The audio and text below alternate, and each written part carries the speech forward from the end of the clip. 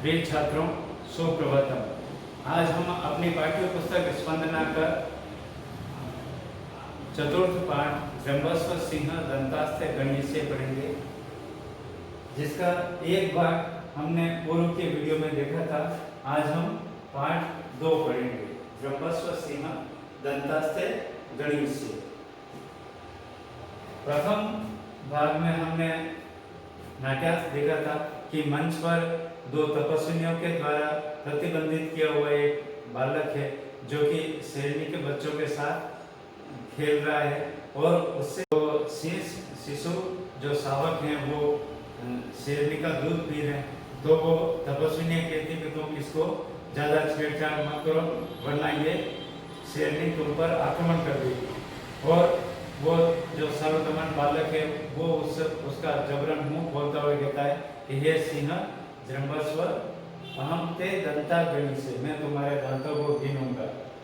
ये बात जब राजा को मालूम पड़ती, राजा भी देखता कि अरे ये कौन अदम्य साहस वाला बालक है जो कि 2 तपस्विनियों के द्वारा रोके जाने पर भी नहीं रुक रहा है। फिर वो दोनों तपस्विनियाँ उसको समझाती है। तो एक तपस्विनी कहती है, हे सुव्रता, तुम मेरी उस झोंपड़ी में जाओ और वहाँ पर एक मार्कंडेय ऋषि कुमार का कोई विविध रंगों वाला एक मिट्टी का मयूर है, उसको तुम लेकर के आओ, तभी ये इस बच्चे को छोड़ेगा। तभी वो तपस्विनी चली जाती है। तो एक तपस्विनी वहीं रहती, वो कहती अरे ये तो मेरी बात मानता ही नहीं है। फिर वो किसी ऋषि कुमार को आवाज देती है, को अत्र ऋषि कुमार आना, कोई यहाँ पर ऋषि कुमार है। तो जैसे ही राजा नजर आता है तो राजा को वो कहती अरे भद्रमुख सज्जन, जरा पास में तो आओ, इस बालक को, इस बच्चे से छोड़ाओ जिसने खेल खेल में ही इस बाल मृगेंद्र को, इसी शावक को प्रतिबंधित कर दिया है।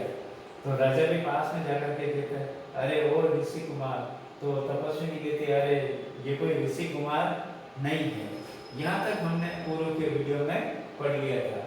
आगे हम पढ़ते हैं यहाँ से, राजा आकार सदृशम चेष्टितम एवास्य कथयति।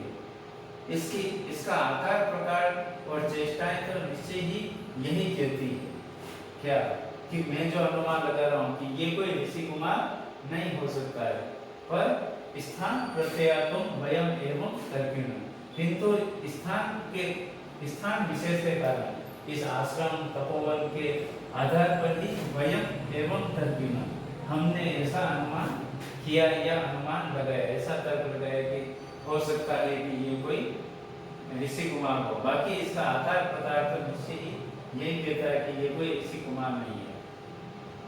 इति यथा अभ्यर्थितम अनुतिष्ठति, ऐसा करके जैसा वो अभ्यर्थी चाहती है, यानी उस बालक से उस शेर के बच्चे को छोड़ना, तो वैसा ही वो करने लगता है। राजा बालका उपलाल्य, बालक का दुलार करते हुए, न चेत मुनि कुमारो अयम,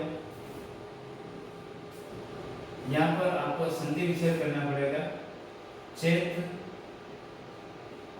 प्लस मुनि कुमार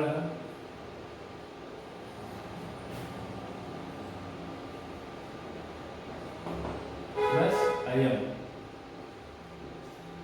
यहाँ पर एक जगह अनुनासिक संधि हो रही है और एक जगह उत्तु विसर्ग संधि हो रही है।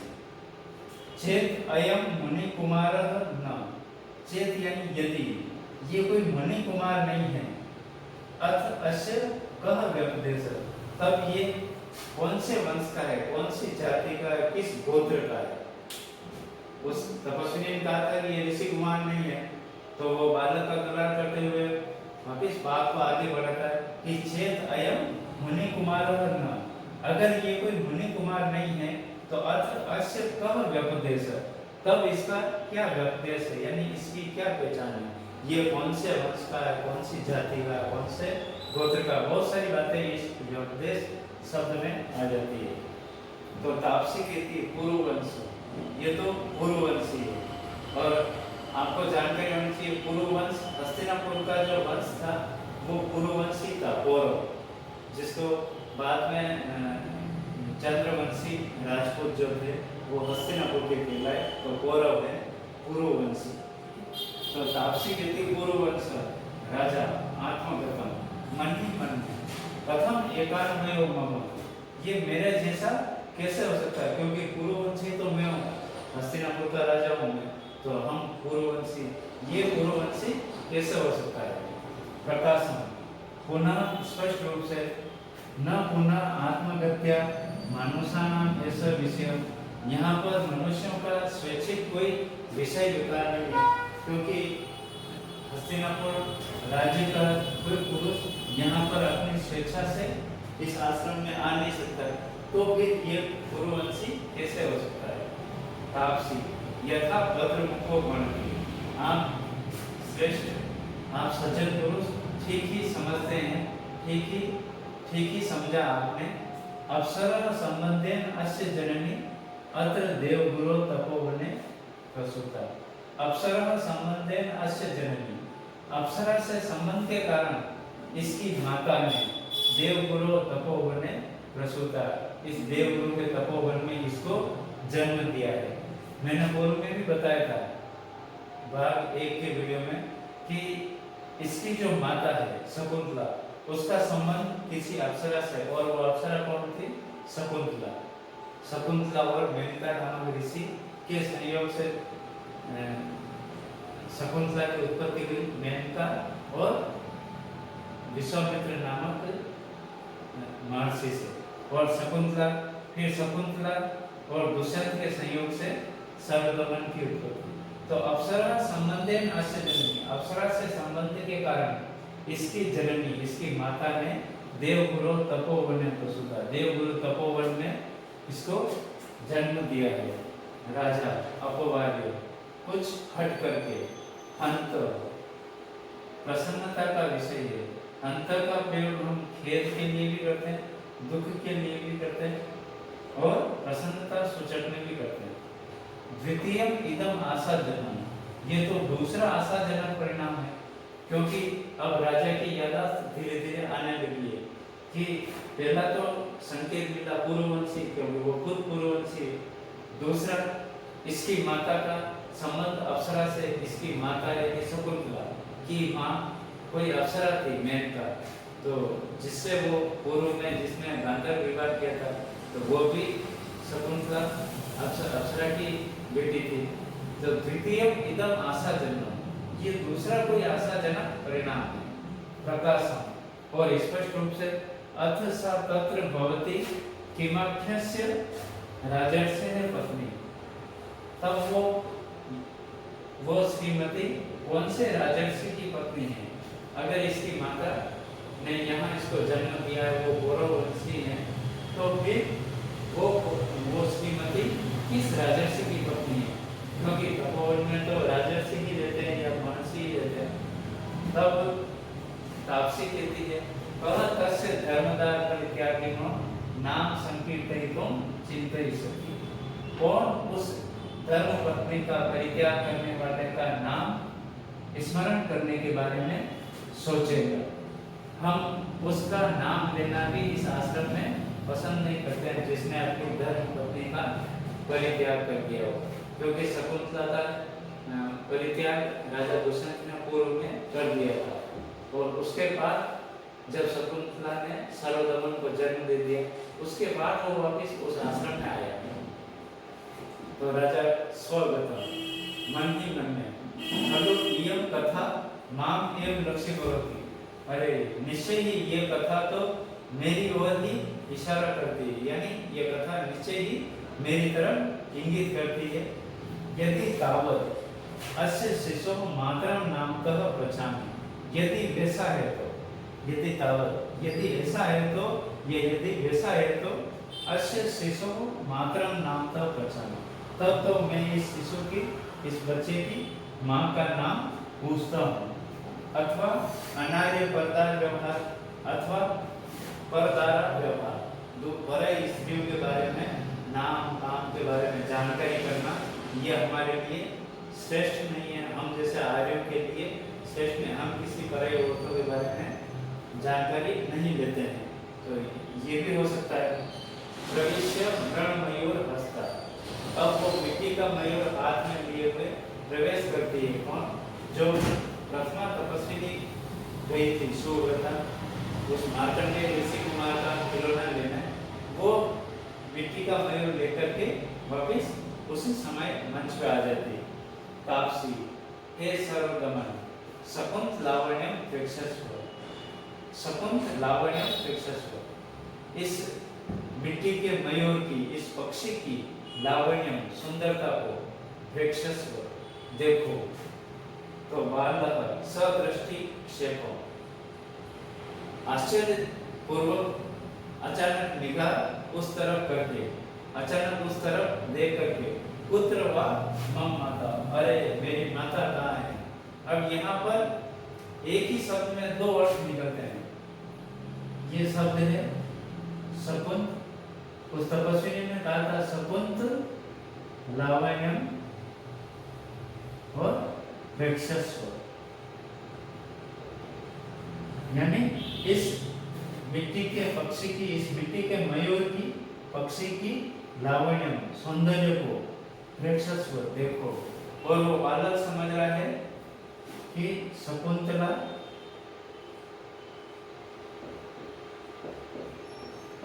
वर्णिम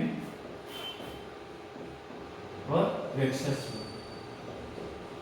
यहाँ पर है एक ही चीज है पर उसको अलग अलग बताया गया है। यहाँ पर एक मात्रा इधर उधर करके इसका अर्थ परिवर्तन। शकुंतला वर्णिम प्रेक्षस्व, हे बालक सर्वगमन, शकुंतला वर्णिम प्रेक्षस्व, तुम शकुंतला का वर्ण, इसकी सुंदरता देखो। तो शकुंतला इस बालक की माता थी, जबकि उस तापसी ने कहा था कि शकुंत लावण्यम प्रेक्षस्व, इस पक्षी की सुंदरता को देखो। और बच्चा समझा कि शकुंतला वर्णिम प्रेक्षस्व, इस शकुंतला की सुंदरता को देखो। वे दोनों नाम सादृश्य मात्र वत्सला वंचित, नाम की समानता के कारण ये माँ का दुलारा, ये माँ का लाडला वंचित ठहर गया। एक जैसा ही नाम होने के कारण ये माँ का दुलारा क्या हो गया, धोखा कर गया कि एक जैसा नाम थी, हम इसको पक्षी के लिए गिरा और ये समझ आया कि अपनी माँ के बारे में। द्वितीय वत्स अस्य मृत्तिका मयूरस्य रम्यत्वं पश्य इति भणितोऽसि, हे वत्स, हे पुत्र, इस मिट्टी के मयूर की सुंदरता को देखो।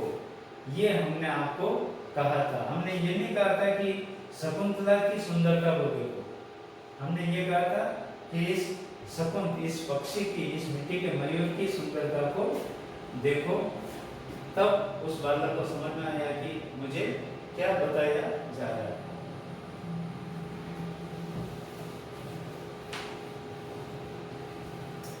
राजा, अब राजा भी वहीं पर था, तो राजा मन ही मन में आत्मकथा, मन ही मन में, किम वा शकुंतला इति अस्य मातु आख्या, क्या निश्चय ही इसकी माँ का नाम शकुंतला है। संति पुनः नाम दे सादृश्यानि, होगा, हो सकता है नामों की समानता तो कई जगह पाई जाती है, क्योंकि एक ही नाम के कई सारे लोग होते हैं।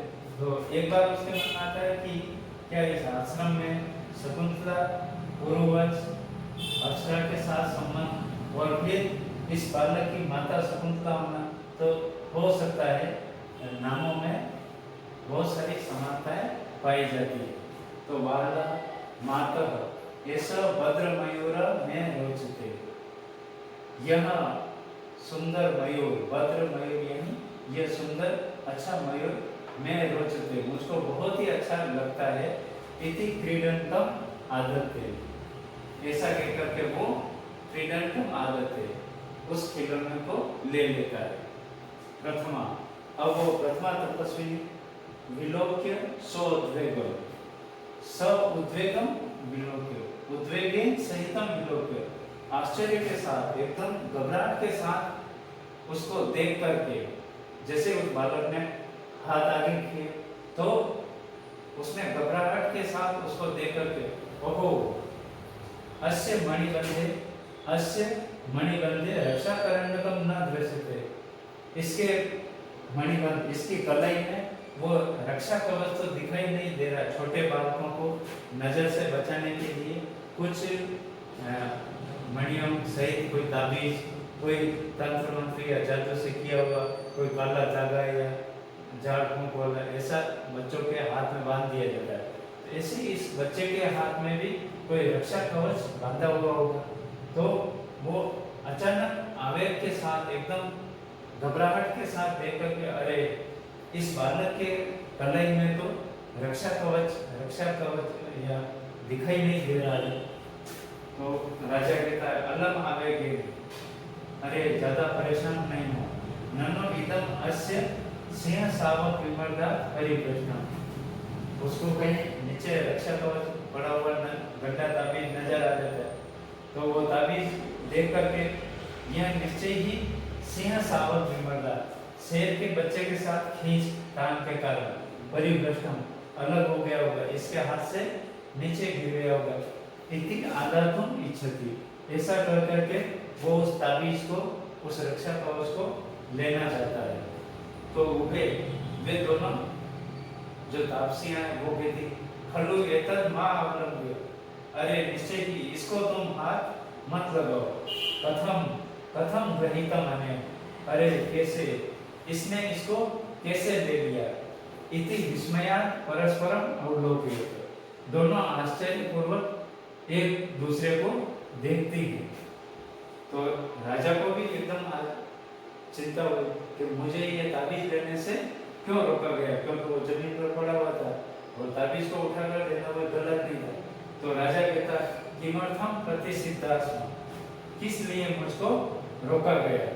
तो प्रतिमा कहती है श्रृणोतु महाराज, हे महाराज सुनिए, ऐसा अपराजिता नाम औषधि, ये अपराजिता नाम की कोई औषधि है। अपराजित नाम से स्पष्ट है, जिसको कोई पराजित नहीं कर सकता है, यानी उसको छूते ही या तो वो सांप बन जाए या बिच्छू बनकर किसी को काट सकती है। तो ये तो अपराजिता नाम की औषधि है। अस्य जात कर्म समय, इसके जात कर्म संस्कार के समय भगवता मारीचैन दत्ता, हमारे जो गुरु हैं भगवान मारीच, उन्होंने इसको प्रदान की थी। एताम की, इस औषधि को निश्चय ही माता पिता आत्मानम वा, यहाँ पर अयाति संधि का शब्द हो रहा है। माता पितरों प्लस आत्मानम, आव आदेश होकर के यहाँ पर अयाति संधि होती है। तो एताम की, इसको निश्चय ही माता पिता या स्वयं के अलावा वर्जित, उनको छोड़ करके अपरो भूमि पतिता न रहना, कोई दूसरा इसको भूमि पर गिरी हुई भी हाथ नहीं लगा सकता, ले नहीं सकता, यानी इसको छू नहीं सकता। फिर आपने तो इसको हाथ में उठा लिया है, फिर भी इसने आपको सर्प बन के नहीं काटा है। तो राजा कहता है अथ ग्रहणाति, अगर कोई ग्रहण कर लेता है तो फिर क्या होगा। तो प्रथमा ततस्तम सर्पो भूत्वा दशति, यहाँ पर ततस्तम लिखा हुआ है, तो इसका संधि विच्छेद करोगे तो ततः प्लस तम, सत्व विसर्ग संधि होती है। तब तो ये सांप बन के उसको काट लेती है, दस्ती यानी डस लेती है या काट लेती है। तो राजा भौतिक ज्ञान कदाचित अस्या प्रत्यक्षिकृता विक्रिय, भौतिक ज्ञान आप दोनों ने कदाचित किसी भी समय कभी अस्या विक्रिया प्रत्यक्षिकृता, क्या इसके परिणाम को अपनी आंखों से देखा है, यानी सांप बनकर डसते हुए किसी को आपने कभी अपने आंखों से देखा है क्या।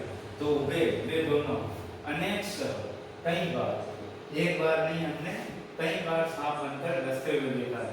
तो राजा सवर्षम, हर्ष के साथ आत्मगतम, मन ही मन में, क्योंकि वहाँ पहले कहा गया कि माता पिता के अलावा कोई नहीं दे सकता, तो माता हो रही वो स्वयं, राजा ये सोच रहा है कि अब तो ये निश्चय ही मेरा ही पुत्र है और वो शकुंतला मेरी ही पूर्व त्यागी हुई धर्म पत्नी है। तो कथम में मनोरथम संपूर्ण, अभी न अभिनंदामि। इस प्रकार मेरा संपूर्ण मनोरथ पूर्ण हो गया है। कथम न अभिनंदामि, अब मैं क्यों प्रसन्न नहीं हूँ, क्योंकि इसने सांप बन करके मेरे को काटा नहीं। ये बालक पूर्ववंशी है, इसकी माता का नाम शकुंतला है, और जब शकुंतला है उसकी माँ कोई अप्सरा है। तो ये सभी जो परिणाम हैं, जो भी तथ्य हैं, वो मेरी ओर ही इशारा करते हैं। तब तो मेरा मनोरथ संपूर्ण हो गया। और इति बालम मरीश्वरते, ऐसा कहकर वो बालक को दुलार करता है। तो बालक माँ मुंच, मुझको छोड़ो, यावन मातु सकाशम गमिष्यामि, अब तो मैं माता के पास जाऊंगा। तो राजा पुत्र, हे पुत्र, मया सहेव, मेरे साथ ही मातरम न मातरम अभिनंदिष्यसि, क्या मेरे साथ माता का अभिनंदन करोगे? क्या मैं भी तुम्हारे साथ माता के पास चलूं? तुमको मैं खुद माता के पास ले चलूं? तो बालक मां खटुता तो दुष्यंत, अब एक लास्ट और परिणाम और उस बच्चे ने कह दिया कि निश्चय ही मेरे पिता तो दुष्यंत थे, और वो राजा स्वयं भी दुष्यंत था। तो बालक कहता मेरे पिता तो दुष्यंत है, ना तुम नहीं।